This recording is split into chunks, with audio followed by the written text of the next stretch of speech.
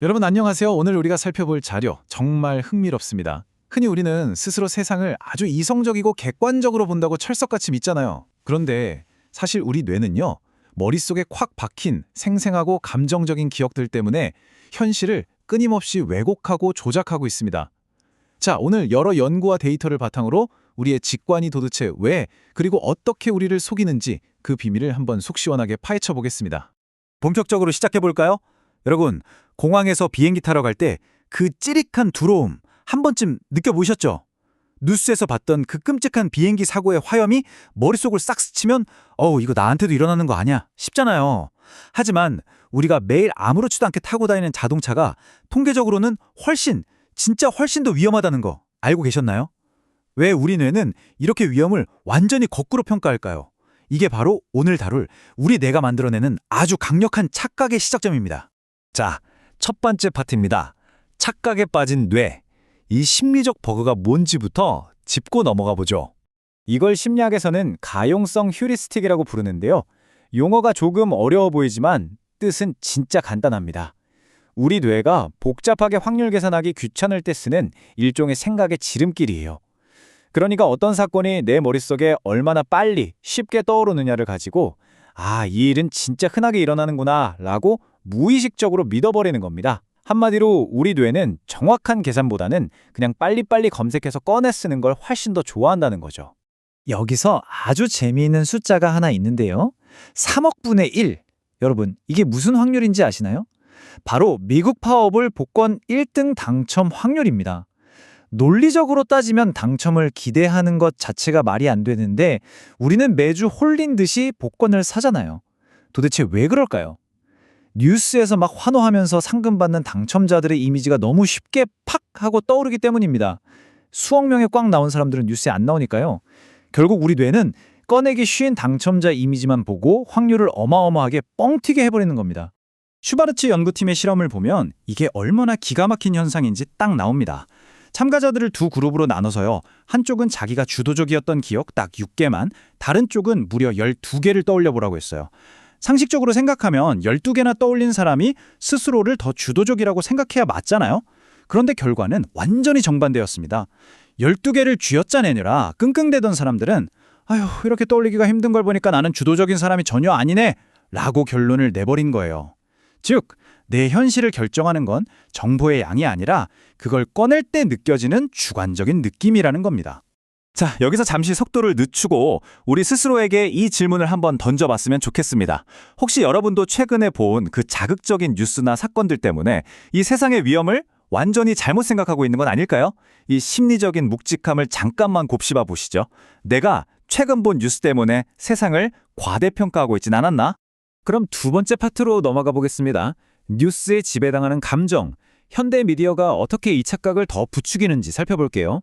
여름 휴가철만 되면 뉴스에 자주 나오는 상어 공격 사건들 다들 아시죠? 그거 보고 나면 바다에 발 담그는 것조차 은근히 무섭잖아요? 그런데 여러분, 길을 걷다가 하늘에서 떨어지는 비행기 부품에 맞아서 다칠 확률이 상어한테 물릴 확률보다 더 높다는 사실 혹시 아셨나요? 진짜입니다.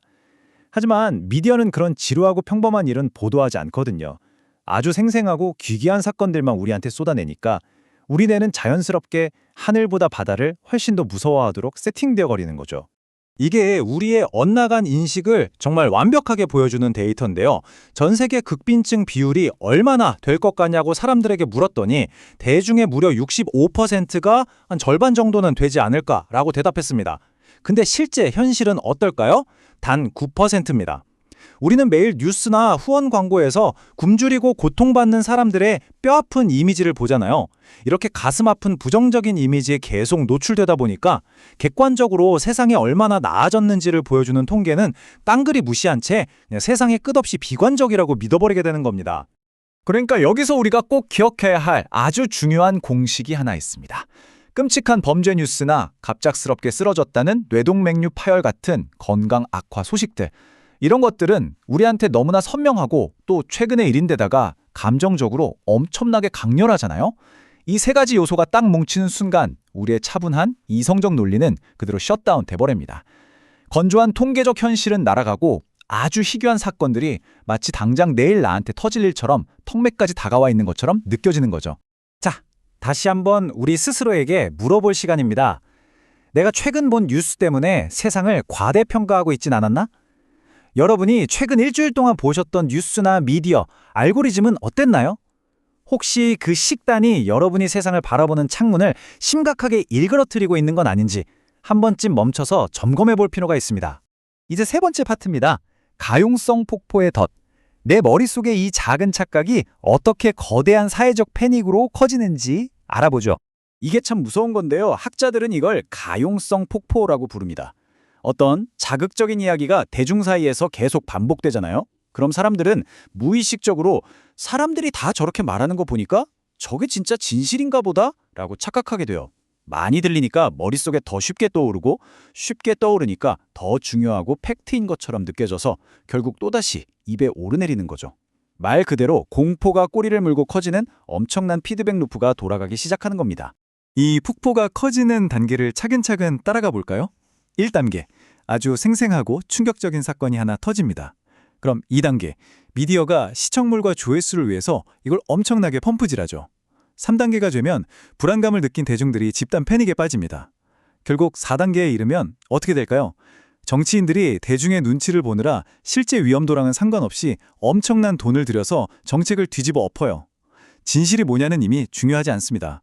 그냥 눈에 너무 띄니까 사회적 자원이 엉뚱한 곳에 낭비되는 아주 위험한 사이클인 거죠. 근데 이 폭포가 무적인 이유가 있습니다. 바로 두 가지 현상이 찰떡같이 맞아떨어지기 때문인데요. 첫 번째는 정보 폭포입니다.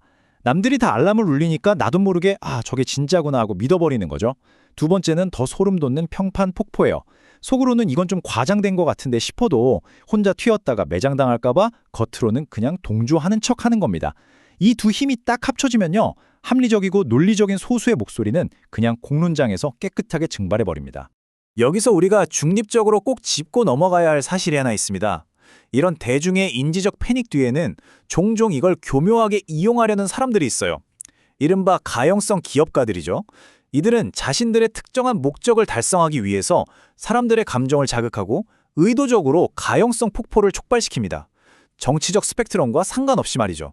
그래서 우리가 이 덫의 구조를 똑똑히 알고 있어야만 누군가 만들어 놓은 공포에 휩쓸리지 않을 수 있는 겁니다. 자, 이제 이 질문이 훨씬 더 무겁고 날카롭게 다가오시죠? 내가 최근 본 뉴스 때문에 세상을 과대평가하고 있진 않았나? 혹시 나는 그저 거대한 사회적 폭포에 휩쓸려 들어가서 남들의 공포를 내 공포라고 철석같이 착각하고 있는 건 아닐까요? 이제 마지막 네 번째 파트입니다. 편향에서 탈출하는 방법. 이 거대한 착각의 굴레에서 어떻게 하면 벗어날 수 있을지 그 해결책을 살펴봐야겠죠. 솔직히 말씀드리면 우리 뇌가 진화하면서 수백만 년 동안 만들어진 이 감정적인 회로를 하루아침에 뜯어 고칠 수는 없어요. 생생한 걸 쉽게 기억하는 건 그냥 인간의 본능이거든요. 하지만 안심하세요. 우리는 언제 브레이크를 밟아야 할지는 배울 수 있습니다. 무의식적으로 튀어나오려는 그 빠르고 감정적인 지름길을 딱 멈춰 세우고 조금 느리더라도 단단하고 논리적인 이성의 스위치를 의도적으로 켜야만 합니다. 그래서 우리가 써먹을 수 있는 구체적인 행동 강령이 중요합니다. 첫째, 뭔가 덜컥 두렵거나 확신이 든다면 잠깐 멈추고 전체 통계, 즉 기저율 데이터를 꼭 확인하세요. 둘째, 내 감정을 낚아채는 자극적인 이미지에서 의도적으로 쓱 한 걸음 물러나 보는 훈련을 해야 합니다. 셋째, 중요한 결정을 할 때는 내 기억력만 믿지 말고 체계적인 체크리스트를 활용하시고요. 마지막으로 내가 내린 이 결정이 완전히 실패했다고 가정하고 그 원인을 미리 역추적해보는 사전 사후 분석을 해보세요. 이게 바로 집단 망상으로부터 내 정신을 지켜주는 아주 든든한 방패가 될 겁니다. 오늘 이 흥미로운 자료들을 쭉 분석해 보면서 마지막으로 이 질문을 한 번 더 묵직하게 남겨드리고 싶습니다.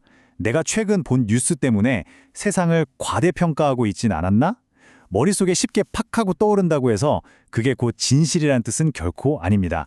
오늘 하루만큼은 여러분의 뇌가 만들어내는 그 생생하고 매력적인 착각들을 한 번쯤 유쾌하게 의심해 보시는 건 어떨까요? 끝까지 들어주셔서 감사합니다.